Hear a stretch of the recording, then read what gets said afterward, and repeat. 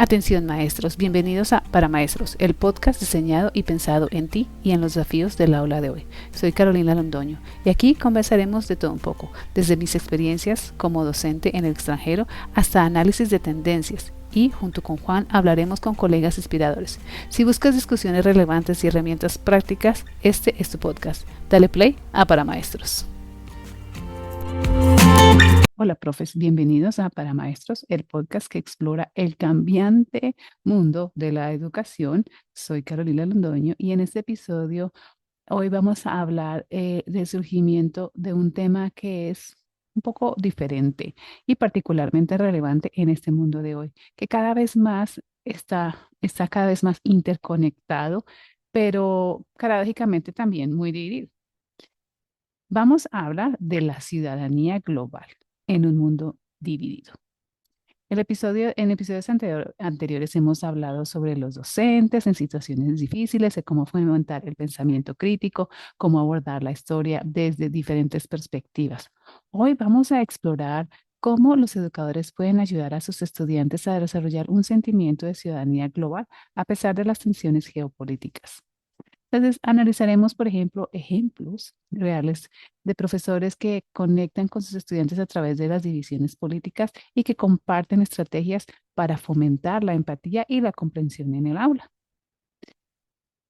Es un tema muy interesante. Ahora, vamos a entender qué es la ciudadanía global, porque muchas personas tal vez no están muy familiarizadas con el tema. La ciudadanía global, cuando hablamos de ciudadanía global en la educación, vamos más allá de simplemente enseñar los diferentes países, las diferentes culturas. Se trata de ayudar a los estudiantes a comprender su lugar en un mundo interconectado y a desarrollar habilidades de conocimiento y de valores para involucrarse en los problemas globales. No solo es estar ahí y enseñarles los países, las capitales, sino que también hay que entender que ellos necesitan conocer cuáles son los problemas que afectan al mundo hoy en día, no solo a su pequeña burbujita, pero también a las diferentes cosas que ellos se van a ver enfrentados en el futuro. Posiblemente muchos de ellos van a tener que afrontar muchas de estas cosas. Entonces, por ejemplo, vamos a hablar de la academia. La UNESCO define la educación para la ciudadanía global como aquella que busca, uno, facilitar el desarrollo de las habilidades cognitivas y socioemocionales conductuales también para los estudiantes o de los estudiantes, para lograr una transformación positiva de sí mismos y de la sociedad. Se trata de equipar a los estudiantes para que prosperen en un mundo diverso y contribuyan a un bienestar colectivo. Esto se vuelve particularmente desafiante y quizás aún más crítico en el panorama político que estamos actualmente. El informe de la UNESCO en el 2002 dice, reimagina, reimaginarse juntos, reimaginarse en futuros diferentes. Destacó que las escuelas deben preparar a los estudiantes para navegar los complejos desafíos globales que trascienden las fronteras nacionales. Lo interesante es que una investigación de Pew Research Center muestra que si bien el 86% de los maestros creen esencial enseñar ciudadanía global, solo el 30% realmente lo hace o está preparado para hacerlo, especialmente al abordar temas geopolíticos polémicos. Entonces, ¿qué falta? Falta educación para los maestros, saber cómo enseñar la ciudadanía global. Sabemos que es importante, pero no tenemos las herramientas. Nos pasa a muchos maestros. Entonces nos enfocamos en este tema hoy. Precisamente hoy vamos a hablar de esa brecha y de la intención y cómo hacemos para preparar a los estudiantes y preparar a los maestros, a mm, ayudar a los estudiantes a entender qué es una ciudadanía global mientras navegan las tensiones geopolíticas que estamos viendo hoy en día. Claro que si vemos la historia, siempre ha habido tensiones geopolíticas, pero en ese momento parece mucho más crucial. Y muchos de estas tensiones afectan sus vidas, ¿ok? Y el riesgo, y bueno, pues el riesgo es alto. Un estudio en el 2023 publicado por The Journal Peace of Education encontró que los estudiantes que participan en programas de educación para la ciudadanía global aumentaron significativamente su empatía, disminuyeron el pensamiento estereotipado y mejoraron las habilidades para resolver conflictos. Estos resultados son bastante prometedores y cruciales para nuestro futuro, para nuestros estudiantes. Antes del surgimiento de estos enfoques específicos, quiero enfatizar que la ciudadanía global no se trata de borrar la identidad nacional o de imponer un punto de vista político o particular. Se trata de expandir el círculo de preocupación de los estudiantes y ayudarlos a desarrollar herramientas para que se involucren de manera reflexiva en los temas complejos, como hablamos en el episodio pasado, como en la historia, que son temas complejos y que seguramente si no les damos las herramientas no los van a tener. Con esta aclaración, veamos algunos de los ejemplos concretos de educadores que realizan un trabajo de manera efectiva, incluso a través de las divisiones políticas. Entonces, empezamos con el segmento de conectar a los estudiantes. ¿Cómo conectamos a estudiantes? Yo no sé si ustedes ya lo han hecho, algunos maestros ya lo habrán hecho, y es tener estudiantes en un país y en otro país, y gracias a la tecnología poderlos ayudar, poderlos conectar. Entonces, a los estudiantes también pueden conectarse. Un poderoso ejemplo es el programa, se llama este programa Generación Global, de la Fundación Tony Blair y el Instituto Global para el Cambio o de Global Institute for Change. Esta iniciativa ha conectado a más de 230.000 estudiantes en 30 países a través de videoconferencias, diálogos en línea. Y lo que hace particularmente este encuentro y que lo que hace más notable este programa es su capacidad para unir a los estudiantes de regiones con tensiones políticas históricamente en esas regiones, como por ejemplo, ha facilitado el intercambio de estudiantes entre Pakistán e India, de Israel y Palestina. Los ha facilitado, les ha ayudado. Y a través de varias divisiones de estudiantes en los Estados Unidos. La evaluación del impacto de este programa lo hicieron el 2021. El programa mostró que el 91% de los estudiantes que participaron reportaron mayor respeto por aquellos con diferentes puntos de vista y el 87% se sintió más seguro en discutir temas delicados. Imagínense, poder hacer eso, poder hacer que nuestros estudiantes entiendan el punto de vista de otra persona que para ellos es completamente opuesta o que en su familia le han dicho que tiene una división política y que no se deben hablar o no se deben dirigir a ellos. Entonces, esto genera una gran ayuda para los estudiantes. Los maestros también informaron que el programa ayudó a transformar la dinámica del aula en torno a la conversación o a las conversaciones difíciles. En Latinoamérica tendemos a evadir las conversaciones difíciles porque, bueno, generan mucha tensión y en general peleas. No sabemos todavía discutir cuando tenemos puntos de vista diferentes. Entonces, que pongamos a los estudiantes a entender puntos de vista de otros a tan temprana edad nos va a ayudar a tener adultos un poco más em, mejores escuchando, diría yo, personas que escuchan mucho mejor. Otra iniciativa notable que me gustaría mencionar es el Student to the World, de Global Nomads Group, que crea una experiencia de aprendizaje colaborativo entre estudiantes de diferentes países. Por ejemplo, una maestra llamada Hiba Nablusi de Jordania se asoció con estudiantes de Detroit, Michigan, para abordar los problemas de escasez de agua en ambas comunidades. Lo que hizo que la colaboración fuera efectiva. No se trataba solo de un intercambio cultural, sino también que trabajaran juntos en problemas que afectaban a ambas comunidades de diferentes maneras. Entonces, los estudiantes de Detroit tenían un problema de agua, los estudiantes de Jordania tenían un problema de agua, se unieron juntos y empezaron a crear proyectos para resolver ese problema. Qué manera tan bonita de entender el mundo, sobre todo cuando creemos que en este lado del mundo estamos mejor que en otros lados del mundo y realmente tenemos situaciones bastante similares. Entonces, las dos comunidades se ayudaron muchísimo. Los estudiantes aprendieron que tenían más en común de lo que ellos esperaban. Eso lo aprendí yo también en China cuando empecé a entender que en lugar de estar mirando nuestras diferencias, que son muy importantes, empezamos a mirar nuestras similitudes. Como humanidad tenemos más cosas similares que diferentes. Y al notar esas similitudes, mejoramos nuestra empatía por estas personas. Entendemos que simplemente son personas en otro país, pero que tienen muchas de las necesidades que tenemos en este lado del mundo, que tienen muchas de los sueños que tenemos en este lado del mundo lo resuelven de manera diferente, sí, pero somos una comunidad en sí, una comunidad global. Entendemos que hay unas diferencias, pero también entendemos que hay similitudes, que, que tenemos que embrace, tenemos que poner esas similitudes juntas.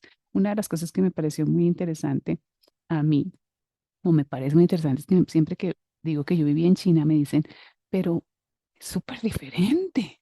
Uy, no, eso debió ser muy difícil porque son súper diferentes. Y realmente, si les cuento la verdad, fue más diferente mi experiencia en los Estados Unidos que en China.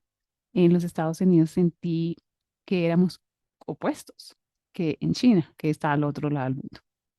Bueno, en fin, era otro choque cultural diferente al que viví en Estados Unidos. Una de las cosas que me pareció importante fue que sentí el individualismo cuando estábamos en Estados Unidos, porque pues las personas están acostumbradas a vivir en su propio mundo, en sus espacios, poco compartían, estaban juntos, juntos, juntos, poco, muy poco.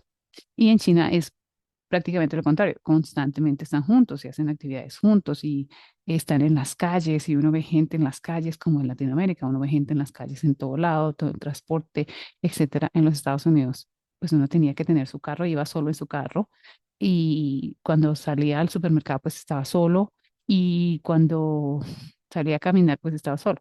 Entonces, eres diferente porque cuando fui a China, es comunidad. Se parecía mucho a Colombia en el sentido, no en todo, pero en el sentido en que yo salía a la esquina y había una tiendita donde iba a comprar las cosas más pequeñitas. En Estados Unidos eso yo nunca lo vi. Entonces, mi choque cultural fue más fuerte en los Estados Unidos que lo que fue en China, curiosamente porque en China yo sentía que estaba ese sentido de comunidad que también tenemos en Colombia y en Latinoamérica, que estamos juntos, que hablamos con el vecino, que hablamos con el señor de la tienda y hacemos una conversación sencilla y pequeña, ¿qué más? ¿Cómo está? No sé qué. Ellos también lo hacen, aunque yo no hablé chino, no aprendí realmente muy pocas palabras, sí lo notaba cuando se iban y empezaban a hablar y se compartían cosas. Me parecía que era una situación bonita y me gustó notar las similitudes. También hay similitudes que vi en los Estados Unidos con los colombianos, como esa necesidad de ayudar.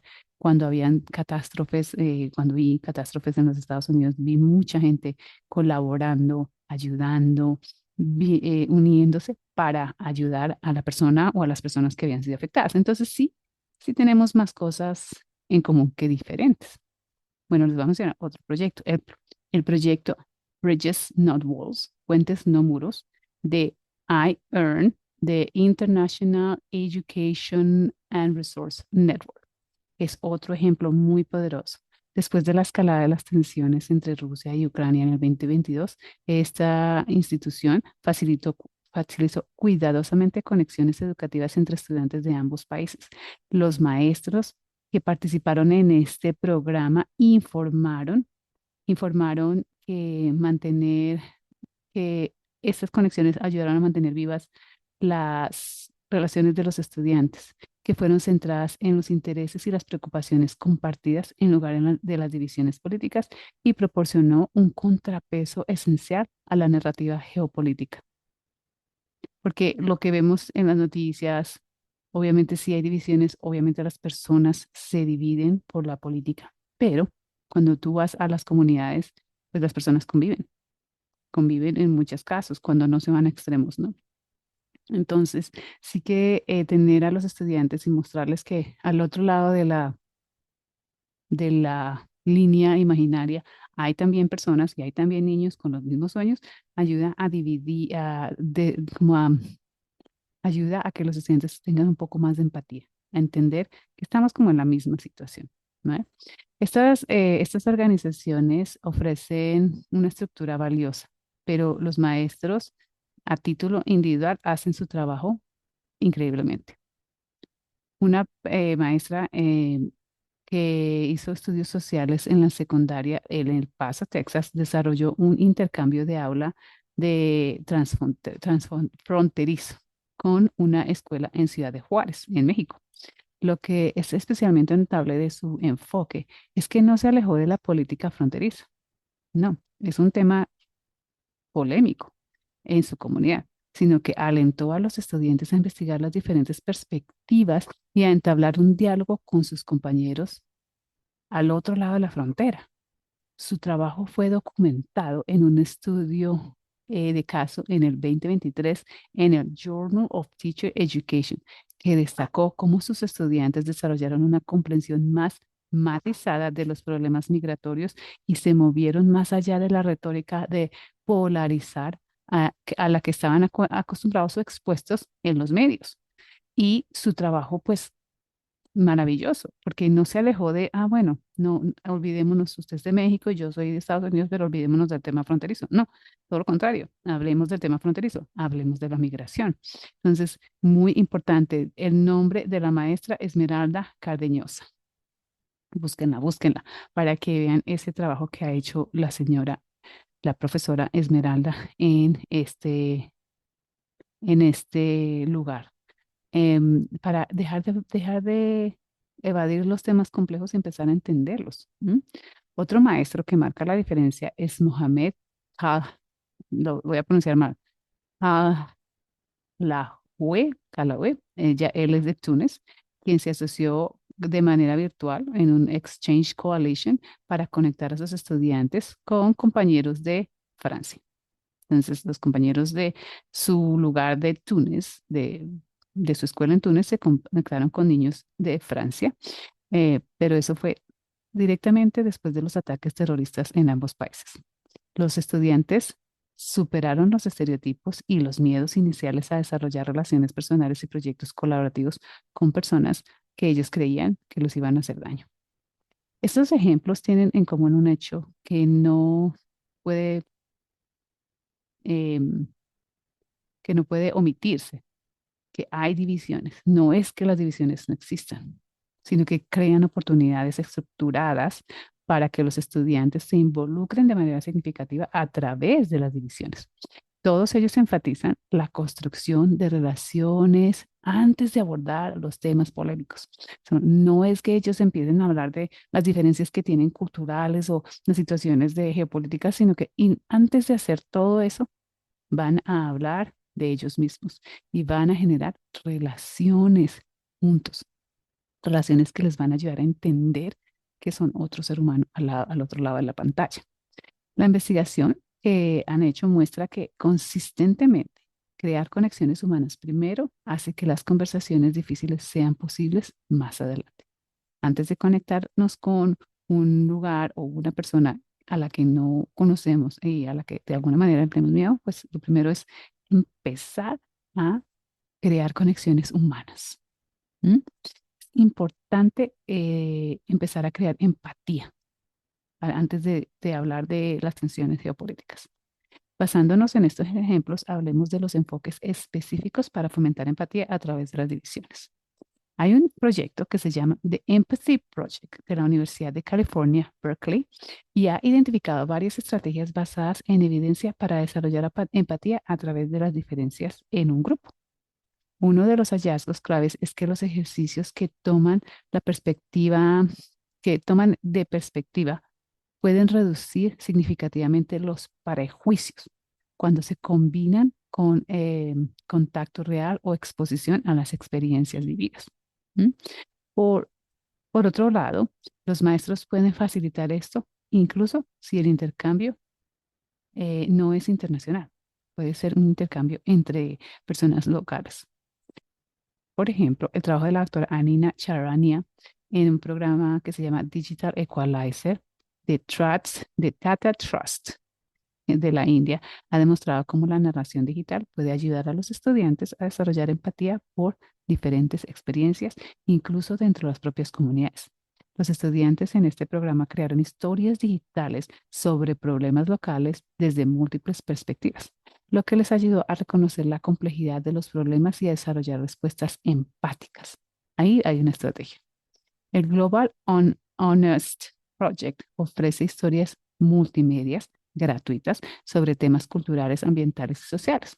Los maestros pueden usar estos recursos para exponer a los estudiantes a diversas perspectivas cuando el intercambio directo no es posible. Lo valioso en su enfoque es que cada historia viene con materiales de enseñanza diseñados para fomentar los compromisos y para mejorar la empatía, en lugar de simplemente aprender los hechos de una cultura. Esto lo hablamos en el episodio anterior cuando hablábamos de lo importante que es mostrar las diferentes perspectivas en un contexto histórico. Ahora, esa misma estrategia se puede usar en contextos actuales, donde tenemos una situación global diferente o una situación comunitaria diferente y hacemos que nuestros estudiantes investiguen los diferentes puntos de vista. Hacemos que miren qué dice una comunidad, qué dice la otra comunidad, cuál es la perspectiva de cada uno, para que ellos entiendan para que entiendan y sean más empáticos con esas comunidades y entiendan que los problemas no son fáciles de resolver, que tienen matices que complejizan las cosas y que es importante escucharnos y entender que esos matices están ahí. No, las situaciones no se resuelven tan fácilmente con decir no o con cambiar un lugar de un lugar a otro. ¿Mm? Se resuelven cuando hablamos y cuando entendemos las perspectivas de todos. Otra estrategia efectiva proviene de la investigación del doctor Shai Fuchsman de Education Development Center.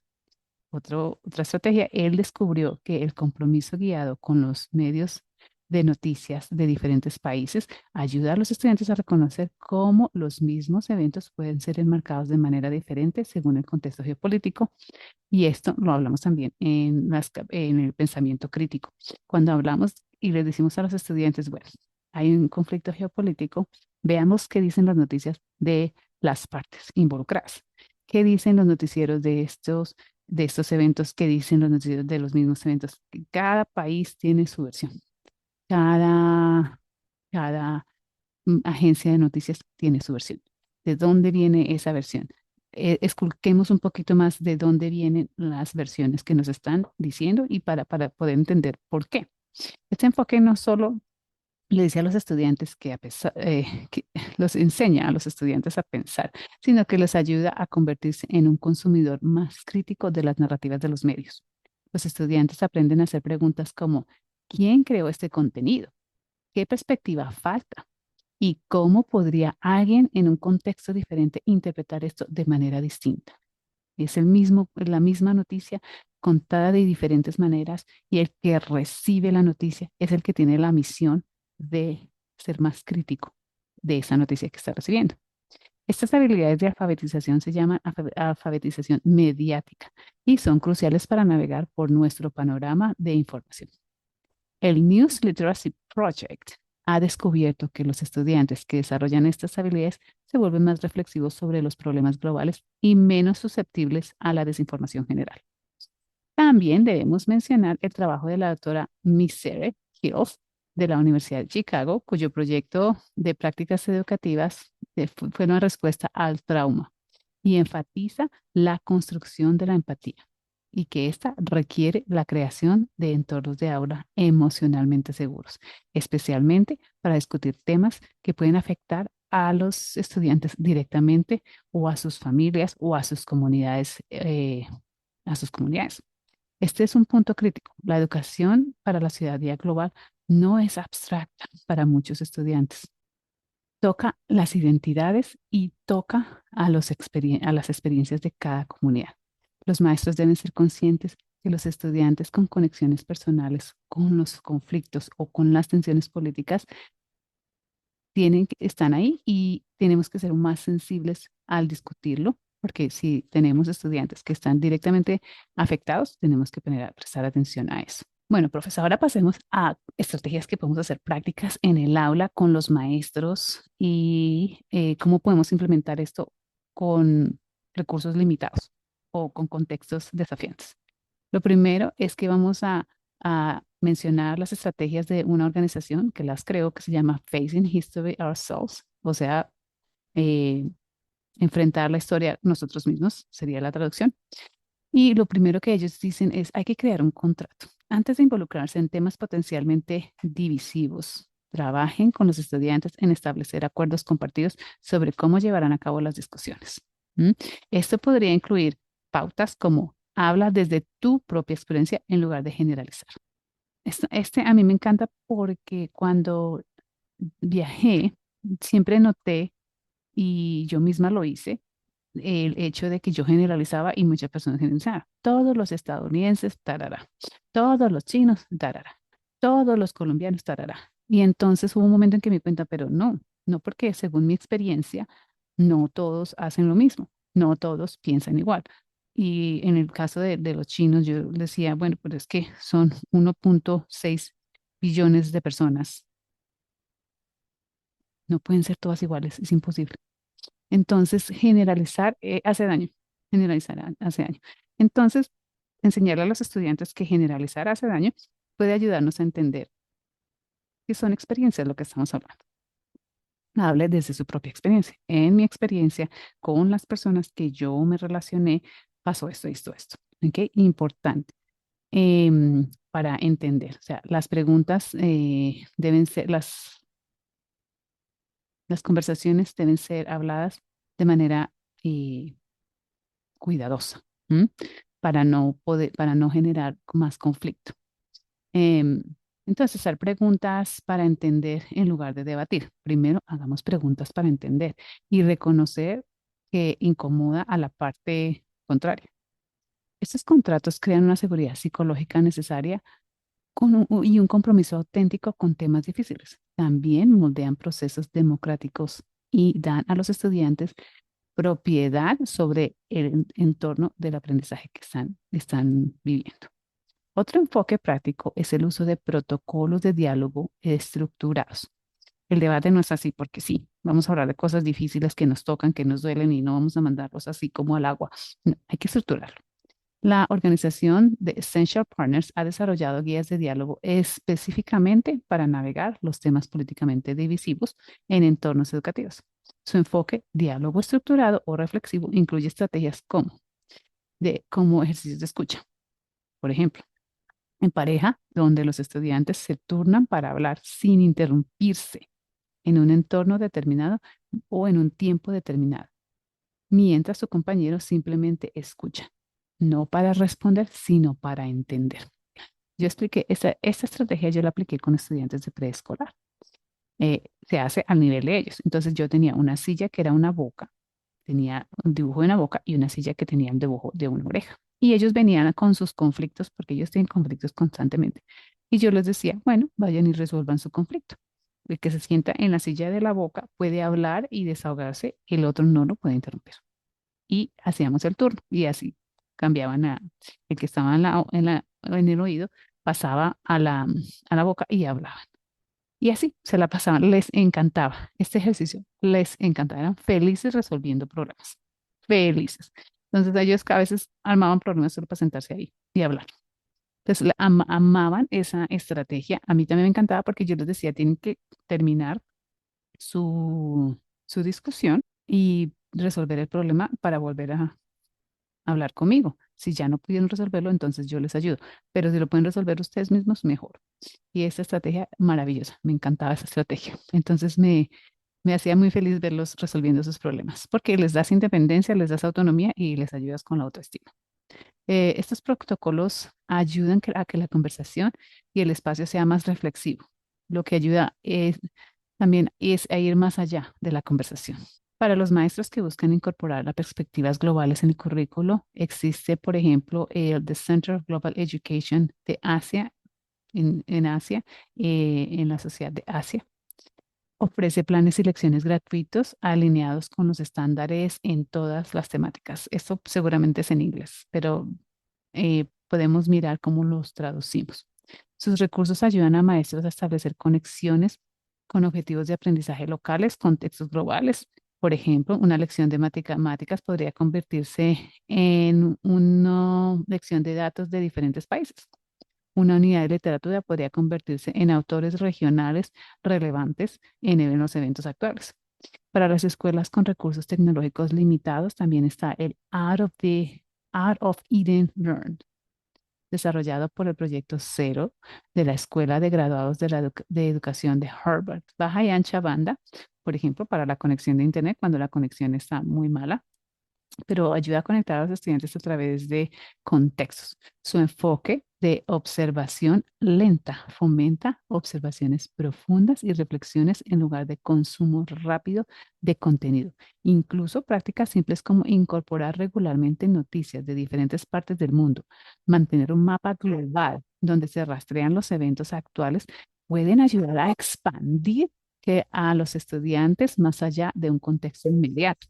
Una de las cosas que vi en muchos salones en los que trabajé, en los colegios que trabajé, es que los mapas se ponen de una sola manera y hay maestros que los ponen al revés o que los ponen de diferente manera o tienen otros mapas para dar a entender que pues la manera plana del mapa pues no es la manera plana y que si lo pones de cualquier manera sigue siendo el mismo mapa. Y eso genera controversia, pero también genera un pensamiento crítico bien interesante y es que el mapa global pues está, es muy interesante porque, por ejemplo, les digo, en China, el mapa global, en China está en el centro del mapa. En este lado del mundo, en nuestra parte del mundo, el mapa global, Estados Unidos está en el centro del mapa. Entonces, el mapa también nos está diciendo una narrativa. Y es importante empezar a comparar mapas y decir, uy, este mapa es de allá, este mapa es de acá. ¿Qué pasaría si yo voy a India? ¿Cómo es el mapa de la India? ¿Quién estará en el centro? Entonces me parecía maravilloso, maravilloso. Ese tipo de reflexiones que uno aprende. Hoy otras cosas como plataformas digitales como Flipgrid que permiten intercambio de video asincrónico. Asincrónico quiere decir que ya está grabado, pregrabado. Y puede solucionar diferencias de la zona horaria, por ejemplo, con las limitaciones que hay de tiempo en algunas escuelas.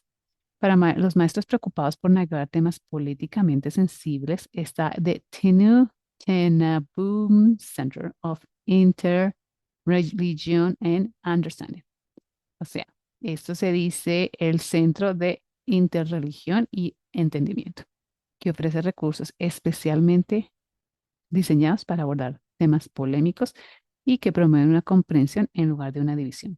Sus 7 principios para la educación inclusiva proporcionan un marco para ayudar a los maestros a crear entornos de aprendizaje inclusivos mientras navegan por temas políticamente diversos. Y finalmente, recomiendo a los maestros que comiencen por un poco, no empiecen con todo al mismo tiempo. Construyan gradualmente su am, clase donde van a incluir temas globales. No necesitan transformar el currículo de la noche a la mañana, ni incluso una introducción, incluso con la introducción de preguntas sencillas de reflexiones regulares. Con eso ya tenemos, por ejemplo, ¿cómo podría este problema ser visto de manera diferente en otro contexto? Puede comenzarse a expandir esa perspectiva de cómo los estudiantes aprenden desde diferentes contextos en lugares y en momentos de la historia donde estamos tan divididos. ¿Ok? ¿Qué desafíos tenemos? Desafíos todos los que quieran. ¿M? Si bien hemos compartido muchos ejemplos de estrategias positivas, debemos reconocer que ese trabajo tiene muchos desafíos. Los maestros a menudo enfrentan divisiones en varias partes desde los directivos hasta los compañeros, al abordar temas políticos. Una escuela, por ejemplo, en una encuesta, por ejemplo, en el 2023 realizada por PEN America, encontró que el 30% de los maestros informaron evitar ciertos temas debido a las preocupaciones sobre las reacciones de los padres o de los administradores. Ujú. También hay limitaciones estructurales, los horarios escolares, los requisitos de prueba, las estandarizaciones de evaluaciones y las pocas oportunidades que tenemos para hablar de estos temas y desarrollarlos profundamente.